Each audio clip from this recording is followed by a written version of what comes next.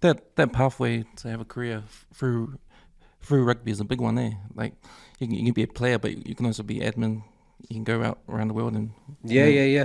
No, hard out. And I think that's something that's really important because that's what I'm doing at the moment. So Mm, I retired from professional rugby to become a rugby agent.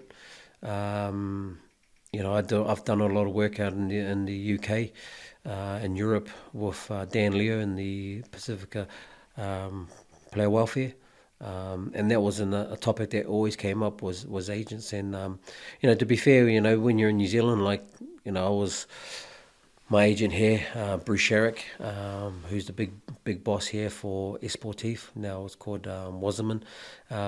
He was awesome for me here, and he'd done everything. But then once I went to the UK, the guy looking after me over the UK he was literally just there, picked me up, shook my hand, got me to sign my contract and that, and then he'll be gone.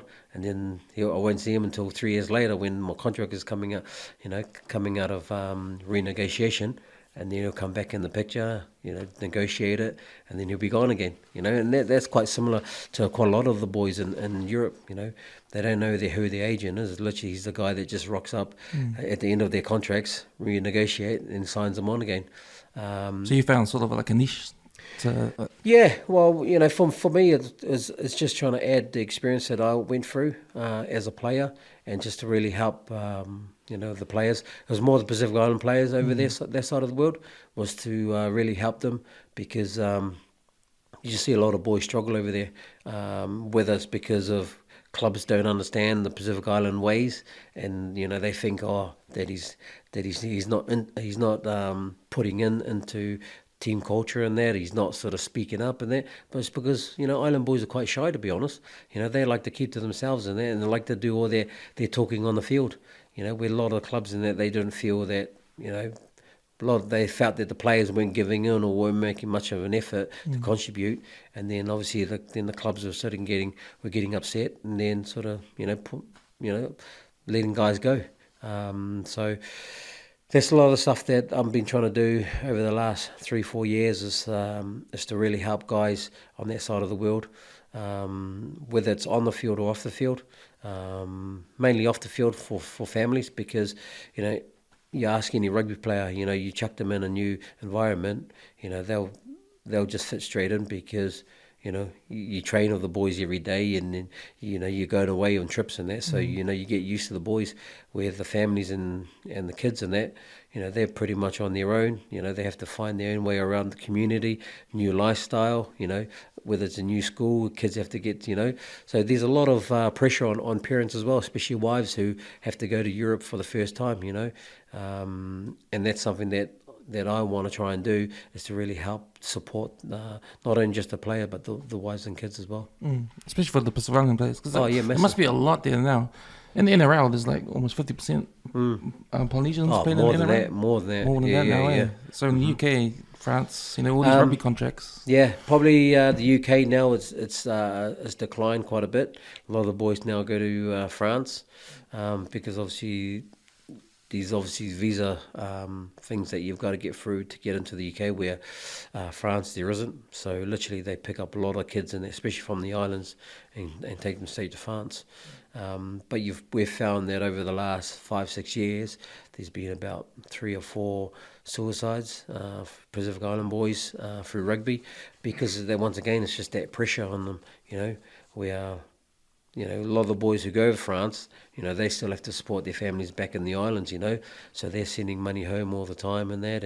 And the thing is, if they don't make it, they feel that they've disgraced the family, or they feel embarrassed because, they had the weight of the family depending on them, so yeah, that's one of the things that, we've found, and sort of hopefully we've sort of created a good community in that for a lot of the island boys to come out and speak to. And we sort of make trips out to France and that, quite a couple of times a year. We put on seminars and all that, but also just a time to sort of meet up with all the island families as well. And it's a pretty good day too. So we put a umu on. The Tuilangi brothers put on a umu and that all for all the boys, and then all the boys and families come, and then you got the Wallace and Fortuna crowd there. They got dances and that. So that ends up being a really good weekend, eh? So no, it's awesome. It's pretty sad the way you talked about the suicides and that with the guys there of no support. They're there with no support, but now you've come into that space now to help out. Yeah, and well, you must be real busy. Like, must be a lot of avenues there. Well, it is quite busy. But then also, because we're all doing this on the side of our other jobs as well, So it does become a bit hard on a lot of boys that sort of do it. But the reason why we're doing it is because we're trying to make a change and trying to help a lot of the boys, especially a lot of the boys from the Pacific Islands.